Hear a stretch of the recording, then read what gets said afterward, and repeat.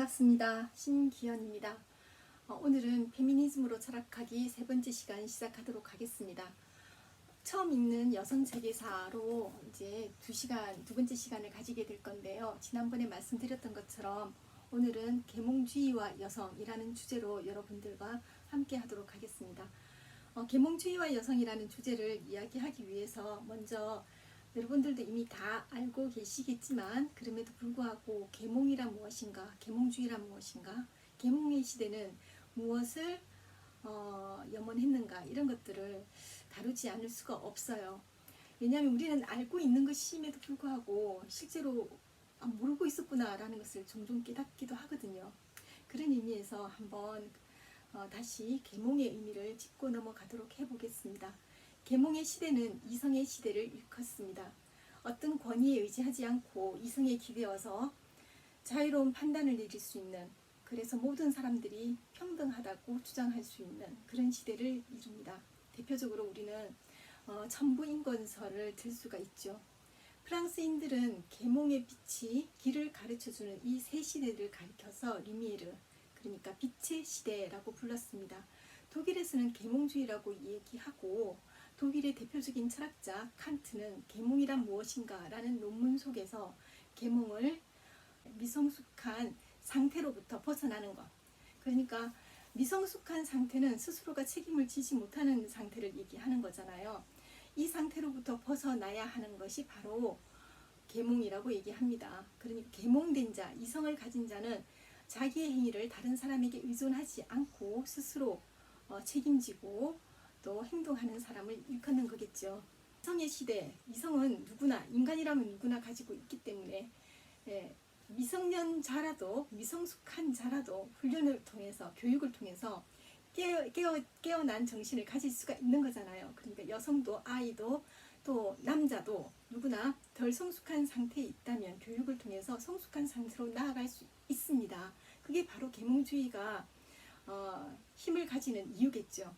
그런데 사실 여성은 그럼에도 불구하고 성숙한 성인으로 인정받기가 무척 어려웠던 것 같습니다. 왜냐하면 여성에게 가해지는 교육은 대부분 남성과 대화를 할 수 있을 정도로만, 그런 정도로만 그쳤거든요.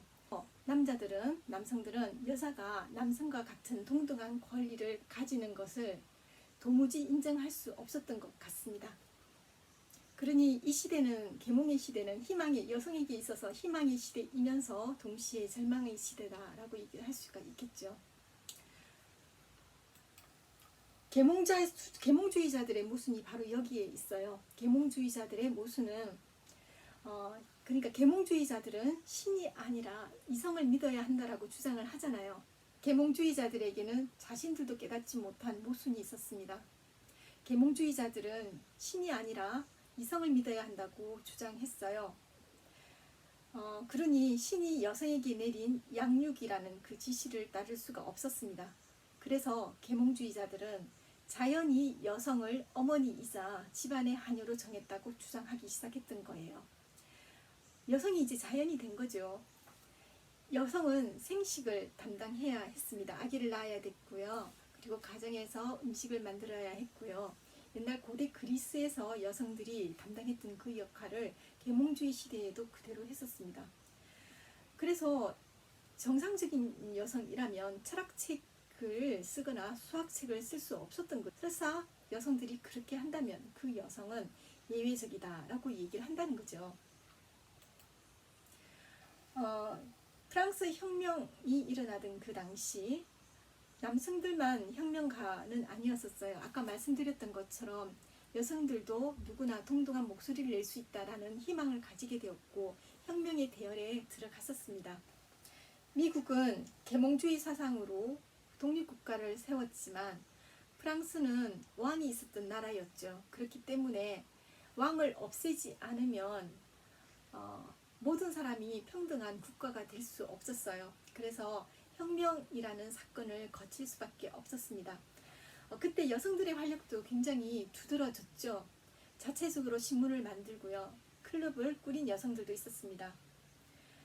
이렇게 혁명의 시대였음에도 불구하고 여성의 권리는 여전히 가장 신분이 낮은 남성들보다도 적었습니다.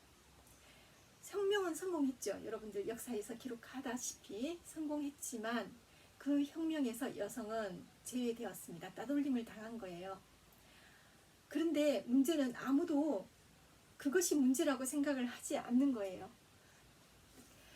올랭프트 구주는 이 사실을 문제로 삼았습니다. 그래서 여성과 여성 시민의 권리 선언을 발표하죠. 인류 역사상 최초로 모든 인간, 그러니까 남성, 그동안 계몽주의는 남성의 인권이었었어요. 계몽주의 시대에 말하는 이성, 모든 인간의 이성이라고 말을 했음에도 불구하고 여성은 배제가 되었잖아요. 그런 것들을 문제 삼고 올랭프트 구주는 남성과 여성을 모두 포함한 모든 인간의 인권을 주장하기 시작했습니다. 여기에 영향을 받아 영국 여성 메리 울스턴크래프트도 여성의 권리 옹호라는 책으로 인권 선언에 응답을 했죠. 그런데 결과는 어떻게 되었을까요? 구주도 울스턴크래프트도 왕에게 반항하는 또는 반역을 저지른 게 아니에요. 혁명의 시대에 모든 사람에게 인권이 있다라고 주장하는 계몽주의자들에게 얘기하는 거죠. 우리에게도 인권이 있다. 우리도 평등하다. 우리에게도 목소리를 달라라고 이야기를 하는 건데 그 결과는 사실 참혹합니다.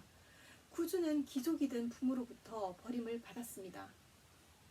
울스턴크래프트는 정하지 않는 여자들도 비판의 대상으로 삼으면서 눈에 나기 시작했죠. 혁명은 모두에게 평화를 주기보다는 공포로 몰아갔습니다. 코르데는 그러니까 혁명가죠. 코르데도 혁명가인데 이 공포 정치에 반대를 했습니다. 그리고 그 공포 정치의 원인이 장폴 마라에게 있다고 생각을 했죠. 그래서 마라를 죽이게 됩니다. 여러분 혹시 마라의 죽음이라는 그림을 보신 적 있으신가요? 욕조에 앉아 죽음을 맞이했던 마라를 기념하기 위해서 그려진 그림입니다. 마라는 죽어서도 정치적으로 이용이 되었던 거죠. 마라는 아마 기뻐했을지도 모르겠다는 생각이 드네요. 코르테는 살인을 저지른 후에 나흘 만에 단두대에서 처형됩니다. 그 여파가 코르테에게 그친 것이 아니라 여성들에게 영향이 미치기 시작을 했던 것이죠. 여성 클럽과 집회가 금지되었습니다. 여성들이 나댄다고 얘기하는 거예요. 환영받았던 여성의 동참 그리고 투쟁이 이제는 비난의 대상이 됩니다. 여성은 집에 있어야 된다라고 주장을 하기 시작을 하는 거죠. 구주도 이러한 공포정치에 비판을 합니다. 자코뱅 정부에 반대하는 플래카드를 내걸기 시작을 했죠. 그리고 로베스피에르를 직접적으로 공격합니다. 그런데 이 행위가 곧 자기에게 죽음이라는 것을 가지고 올 거라는 걸 구주는 알고 있었어요. 그럼에도 불구하고 시작을 한 거죠. 결국 이 일로 구주도 단두대에 오릅니다. 구주는 혁명재판소에 편지를 보냅니다. 헌법은 의견의 자유와 언론의 자유를 가장 소중한 인간의 자산으로 정하지 않았습니까? 라고 써서 보냈죠. 하지만 이 구주의 말을 혁명가들은 듣지 않았습니다. 오히려 이렇게 얘기해요. 이 뻔뻔한 여자 올랭프트 구주를 잊지 마라. 여성 단체를 꾸리고 집안일을 내팽개치고 정치에 개입하고 범죄를 저질렀던 이 여자를 기억하라. 그런 비도덕적인 여자는 독히 나를 맞고 죽었다. 너희들도 따라 할 테냐 라고 협박을 했다는 거죠. 지금도 크게 다르지 않습니다. 혁명은 죽음을 통해서 성립이 된다. 너네들도 죽을 각오를 하고 해봐라 라고 구원의 압력이 사실 여기저기서 있습니다. 구주가 죽은 지 5일 후 롤랑 부인도 단두대에 오릅니다. 롤랑 부인은 누구냐면요. 살롱을 운영했던 여주인이에요. 아까 말씀드렸죠. 남성들은 여성들이 어떤 지적인 태도를 가지고 있거나 어떤 남성들과 동등한 지위에서 이야기하는 것을 불편해했다고. 살롱의 여주인들은 굉장히 지성적인 여성들이었습니다. 자코뱅파와 지롱드파가 오랫동안 그 살롱에서 모임을 가졌죠. 그런데 이 살롱의 여주인인 롤랑 부인이 비위를 상하게 했나 봅니다. 그녀가 죽은 이유가 바로 이 비위를 거슬렀기 때문이라고 얘기를 하고 있거든요. 결국 단두대에서 롤랑 부인도 처형을 당합니다. 롤랑 부인은 단두대에서 이렇게 외쳤다고 합니다. 오 자유여, 너의 이름으로 저들이 얼마나 많은 범죄를 저지른단 말입니까? 여기서 봅시다. 오 자유여, 자유의 이름으로 범죄를 저지르는 거예요. 모든 사람들은 자유롭다라고 이야기하면서 코르테 같은 경우에는 살인을 저질러서 처벌을 받았다고 할 수 있지만, 구주나 롤랑 부인 같은 경우에는 남성에게 감히 그 남성의 행위에 반하는 이야기들을 했다라는 이유잖아요, 결국은. 그래서 이렇게 외치고 있었던 겁니다. 계몽주의는 스스로 자신을 책임지라고 얘기합니다. 이게 바로 모순이에요. 자신을 스스로 책임지라고 이야기하지만 여성에게는 그러한 권리를 주지 않았습니다. 프랑스 혁명이 자유, 평등, 박애를 주장했다지만 그 안에 여성은 없었던 거죠. 페미니즘 운동은 새로운 인권 선언, 진정한 인권 운동이라고 하겠습니다. 너무나 아쉽죠. 계몽의 빛, 이성의 빛, 이것이 여성에게는 여전히 비치지 않았다라는 것, 이런 것들이 너무 아쉽다라는 것, 이 얘기를 하고 싶었었어요. 다음 시간에는 메리 울스턴크래프트의 여권 옹호론을 한번 읽어보도록 하겠습니다. 이 이야기 속에는 지금 말씀드렸던 이 계몽주의와 여성보다 좀 더 깊이 들어가서 여성이 가정생활에서 어떤 불평등한 상황을 겪고 있고 그 부분에 대해서 메리 울스턴크래프트는 어떻게 이야기하고 있는가에 대해서 한번 살펴보려고 해요. 네, 감사합니다. 다음 시간에 뵙도록 하겠습니다.